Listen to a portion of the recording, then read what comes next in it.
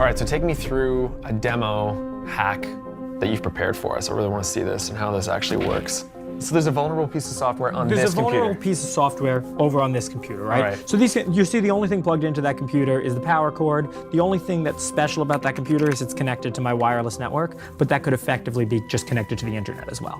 Okay. So you just need a computer that's connected to the internet running a piece of vulnerable software. Now over here, I can use this program called IDA to analyze the software, right? So this piece of software is not open source. It's actually a problem from these computer security competitions I play called CTFs.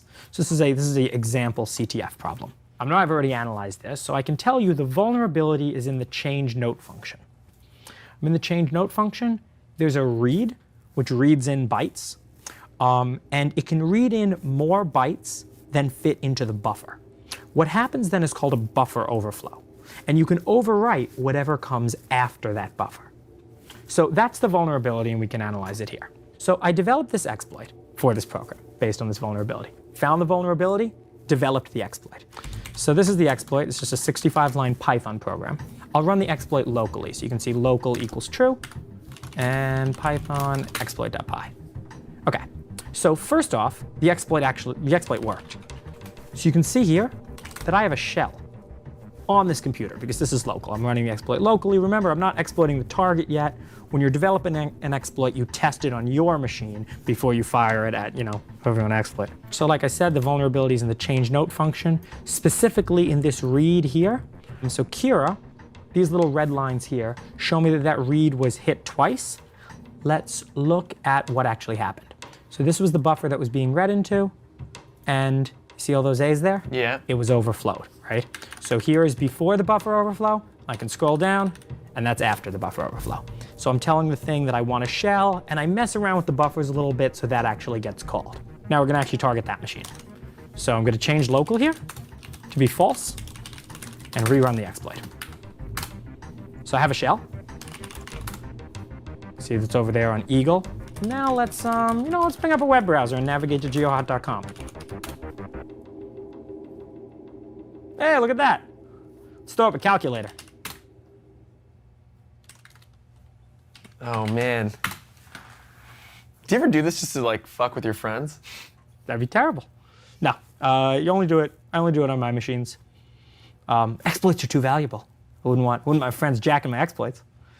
So this is what it looks like when someone hacks something like a Sony. If I was actually targeting someone, I wouldn't pop up web browsers letting them know that I'm there. Right. So I can do whatever I want. I have a shell, so I can navigate around their computer, see what's on it, without them even seeing anything. And that's the key. And then I can get persistence as well, which means that even if they reboot their computer, I still have access. So this isn't a sophisticated attack. Nope. I prepared this demo this morning, so I don't have time to prepare something very intricate. Right. But yeah, so this would not even be like a very practical attack in the real world, right?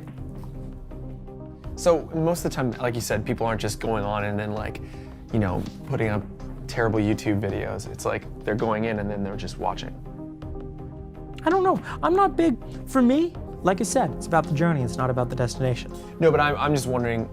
I don't know. I have no idea what people do. I don't know any of those people. Like people think, oh, it's computer security. You must know all those people. I don't know any of them. I guess that's part of the fallacy. I mean, yeah, it's part of this like media notion that, oh, he's a hacker and knows how to hack things, so therefore he must have friends and anonymous.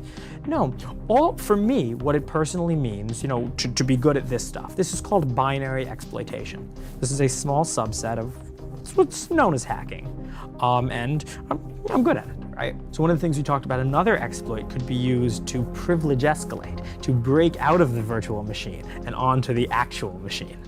Right, so you're not just gonna be able to do But again, those exploits are worth a lot of money. Right. And if I had any of those exploits, I wouldn't talk about it. Because you'd want to sell it. No. Why wouldn't you then? Talk about it? Yeah. No. It's kind of like how you don't talk about how you got a sniper rifle in your closet, right? Right. Yeah, yeah. So you have sniper rifles in your closet, metaphorically. No. But it sounds cool to say that I might, right?